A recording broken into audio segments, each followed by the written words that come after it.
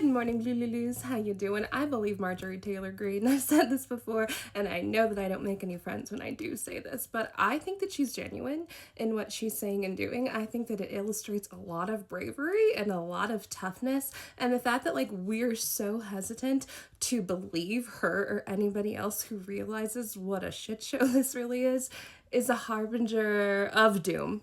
To me, honestly.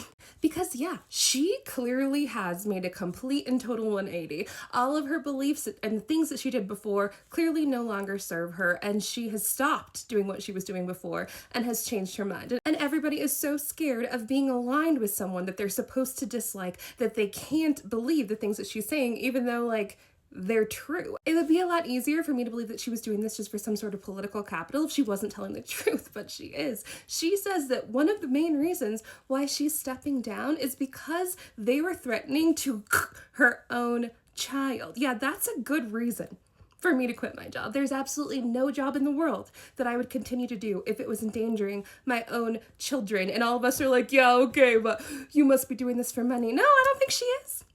Yeah, she was probably insider trading just like all the rest of them. So if it was just money for her, then she would just stay there. If it was just for political clout, well, then she would continue to be on the side of the people who have all of the political power right now. She is in a unified government. So if this was all just a further advancement of the people on their side, then she would just stay there. And she's not. But we don't want to believe it, right? We don't want to think that people are capable of change because we don't want to look stupid and we don't want to be wrong about that. But let me ask you, what message does that send to the people in your community? If you are out here saying that everything that MTG is saying or doing is ridiculous and crooked and schemy and weird, then why would your neighbor change their mind? Why would they be willing to come to you and say, hey, I've looked at everything going on and it turns out super corruption, child moving arounding, and murder were a bridge too far for me. Yeah, that's where I drew the line. And what are you going to tell them? Oh no, you're just a bandwagon hopper. I don't believe you because you used to have a red hat. We have to be okay with people changing their minds. And if we're not, then what are we doing? Why are we even bothering to talk about this if we don't want to change anybody's mind? Is it just to make us feel better? Is it just because we're so tribalist that all we want to do is talk about how horrible everybody over there is, and then as soon as you actually start to see them as a human being capable of critical thought, all of a sudden they're up to something?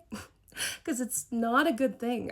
I don't think that that's a good quality for any of us to continue to incentivize for any reason, because it's so bad. It is so dark. I try so hard to come up and be hopeful today, but I'm having a really hard time finding anything to be hopeful about in this moment. Think about all the things that we can see, right? Like how much blatant corruption that we're able to see every single day. Can you imagine how bad it actually is? How bad the books truly are, how many of our tax dollars are just magically missing, moved, or misappropriated. I think that once the next person gets into that seat, God willing, they're going to have to spend the next 10 years digging us out of whatever holes they have buried us into. And in order for us to dig out of this, it is going to take everybody. We are going to have to go back to agreeing on at least some set of rules down the middle that we can all agree with. And the moment that someone starts to step into that little sweet zone in the middle, we cannot throw tomatoes at them. We cannot spit in their face because otherwise we're doomed. Period. I think that there are plenty of people for whom trafficking and murder are a bridge too far. And I think that saying that publicly, despite the fact that she is facing threats from that side, is incredibly brave. And I'm going to applaud her for that. And anybody else who also wants to do the same thing. Also, I don't think that we would have as much smoke for her if she weren't a woman. Because nobody seems to say the same thing about Thomas Massie. He's stepping out, going against the Joker administration, and they're doing and saying the exact same things. And we don't have anything bad to say about Thomas Massie, but we have everything bad to say about MTG, and I think that that's because she's a woman.